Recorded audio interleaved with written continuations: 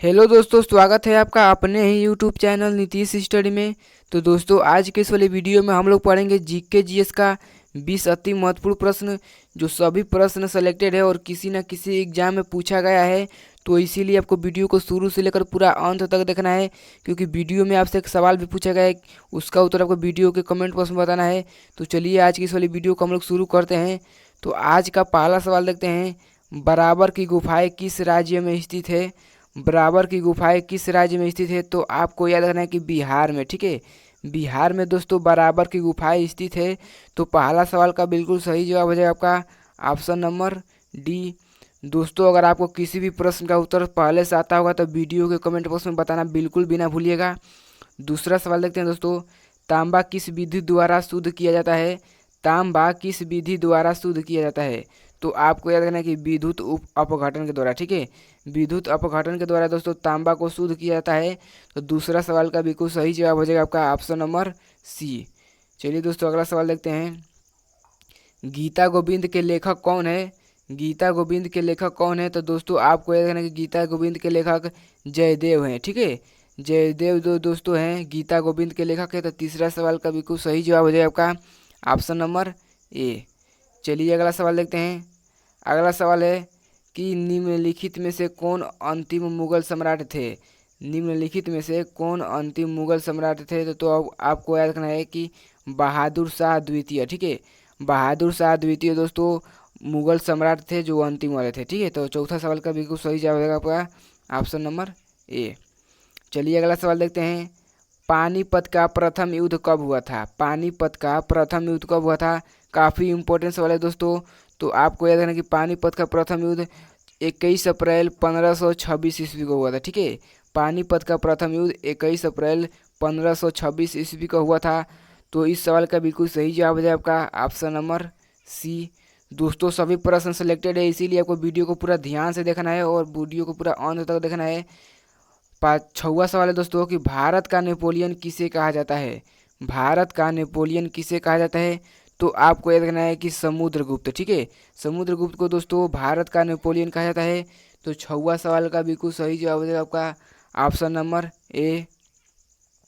चलिए दोस्तों, अगला सवाल देखते हैं। चालुक्य वंश का सर्वाधिक प्रसिद्ध शासक कौन था? चालुक्य वंश का सर्वाधिक प्रसिद्ध शासक कौन था? तो दोस्तों आपको याद रखना है कि पुलकेशिन द्वितीय। ठीक है, तो सातवां सवाल का बिल्कुल सही जवाब हो जाएगा आपका ऑप्शन नंबर डी। दोस्तों, अगर आपको वीडियो अच्छी लग रही है तो वीडियो को लाइक कर दीजिएगा। अगर हमारे चैनल पर नहीं तो चैनल को भी सब्सक्राइब कर लीजिएगा, क्योंकि चैनल को सब्सक्राइब करेंगे तो वीडियो सबसे पहले आप ही के पास पहुंचेगा। तो अगला सवाल देखते हैं दोस्तों, आठवां सवाल। अधिकांश चोल मंदिर किस देवी देवता को समर्पित है? अधिकांश चोल मंदिर किस देवी देवता को समर्पित है? तो आपको याद रखना है कि शिव देवता। ठीक है, शिव को दोस्तों अधिकांश चोल मंदिर देवी देवता को समर्पित है। तो आठवां सवाल का बिल्कुल सही जवाब है आपका ऑप्शन नंबर बी। चलिए दोस्तों, अगला सवाल देखते हैं। प्लासी के युद्ध के समय बंगाल का नवाब कौन था? प्लासी के युद्ध के समय बंगाल का नवाब कौन था? तो आपको याद रखना है कि सिराजुद्दौला। ठीक है, सिराजुद्दौला दोस्तों प्लासी के युद्ध के समय बंगाल का नवाब था। तो नौवां सवाल का बिल्कुल सही जवाब है आपका ऑप्शन नंबर ए। चलिए अगला सवाल देखते हैं। इलाहाबाद स्तंभ शिलालेख किसने बनवाया था?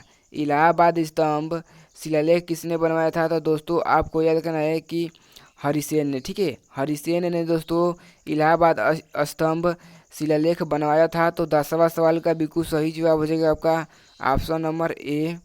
चलिए अगला सवाल देखते हैं। शेर शाह की महानता का घोतक क्या है? शेर शाह की महानता का घोतक क्या है? तो आपको याद रखना है कि प्रशासनिक सुधार। ठीक है, प्रशासनिक सुधार दोस्तों शेर शाह की महानता का घोतक है। तो 11वां सवाल का बिल्कुल सही जवाब हो जाएगा आपका ऑप्शन नंबर बी। चलिए अगला सवाल देखते हैं दोस्तों। हुमायूं नामा किसने लिखा था? हुमायूं नामा पुस्तक किसने लिखा था? दोस्तों यहाँ पर आपको पुस्तक कर लेना है कि हुमायूं नामा पुस्तक किसने लिखा था। तो दोस्तों आपको याद रखना है कि हुमायूं नामा पुस्तक गुलबदन बेगम ने लिखा था। ठीक है, हुमायूं नामा पुस्तक गुलबदन बेगम ने लिखा था दोस्तों। तो 12वां सवाल का बिल्कुल सही जवाब हो जाएगा आपका ऑप्शन नंबर सी। चलिए दोस्तों, अगला सवाल देखते हैं। आर्य लोग भारत में कहाँ से आए थे? आर्य लोग जो थे दोस्तों भारत में कहाँ से आए थे? तो आपको याद रखना है कि मध्य एशिया थे। ठीक है, मध्य एशिया से दोस्तों आर्य लोग भारत में आए थे। तो 13वां सवाल का बिल्कुल सही जवाब हो जाएगा आपका ऑप्शन नंबर सी। चलिए दोस्तों अगला सवाल देखते हैं। अगला सवाल है दोस्तों कि भारत का राष्ट्रीय खेल क्या है। भारत का राष्ट्रीय खेल क्या है दोस्तों। तो इसका उत्तर आपको वीडियो का कमेंट बॉक्स में बताना है। तो वीडियो कमेंट बॉक्स में बताइए कि भारत का राष्ट्रीय खेल क्या है। यहाँ पर आपको 4 ऑप्शन दिए हुए हैं, तो जल्दी से बताइए वीडियो कमेंट बॉक्स में। चलिए अगला सवाल देखते हैं दोस्तों। भगवान राम के भाई लक्ष्मण की माता कौन थी। जो भगवान राम के भाई लक्ष्मण की माता कौन थी। तो दोस्तों आपको याद रखना है कि सुमित्रा, ठीक है। सुमित्रा जो थी दोस्तों भगवान राम भाई के लक्ष्मण की माता थी। तो 15वां सवाल का बिल्कुल सही जवाब हो जाएगा आपका ऑप्शन नंबर सी। चलिए दोस्तों अगला सवाल देखते हैं। अगला सवाल है क्यूसेक से क्या मापा जाता है। क्यूसेक से क्या मापा जाता है। तो दोस्तों आपको याद रखना है कि क्यूसेक से जल का बहाव मापा जाता है, ठीक है। जल का बहाव दोस्तों क्यूसेक से ही मापा जाता है। तो 16वां सवाल का बिल्कुल सही जवाब हो जाएगा आपका ऑप्शन नंबर सी। दोस्तों सभी प्रश्न सिलेक्टेड है, इसीलिए आपको वीडियो को पूरा ध्यान से देखना है। तो 17वां सवाल है दोस्तों कि शून्य के सिद्धांत का प्रतिपादन किसने किया था। शून्य के सिद्धांत का प्रतिपादन किसने किया था। तो आपको याद रखना है कि आर्यभट्ट ने, ठीक है। आर्यभट्ट ने दोस्तों शून्य के सिद्धांत का प्रतिपादन किया था। तो 17वां सवाल का बिल्कुल सही जवाब हो जाएगा आपका ऑप्शन नंबर सी। चलिए दोस्तों अगला सवाल देखते हैं। अगला सवाल है कि भाखड़ा नांगल बांध किस वर्ष बनाया गया। भाखड़ा नांगल बांध किस वर्ष बनाया गया। तो आपको याद रखना है कि 1963 ईस्वी में, ठीक है। 1963 ईस्वी में दोस्तों भाखड़ा नांगल बनवाया गया। तो 18वां सवाल का बिल्कुल सही जवाब हो जाएगा आपका ऑप्शन नंबर डी। चलिए दोस्तों अगला सवाल देखते हैं। अगला सवाल है दोस्तों कि ऑस्कर अवार्ड की स्थापना कब हुई थी। ऑस्कर अवार्ड की स्थापना कब हुई थी। तो दोस्तों आपको याद रखना है कि 1929 ईस्वी में, ठीक है। 1929 ईस्वी में दोस्तों ऑस्कर अवार्ड की स्थापना हुई थी। तो 19वां सवाल का बिल्कुल सही जवाब हो जाएगा आपका ऑप्शन नंबर ए।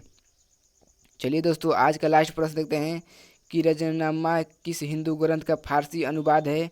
रजमनामा किस हिंदू ग्रंथ का फारसी अनुवाद है।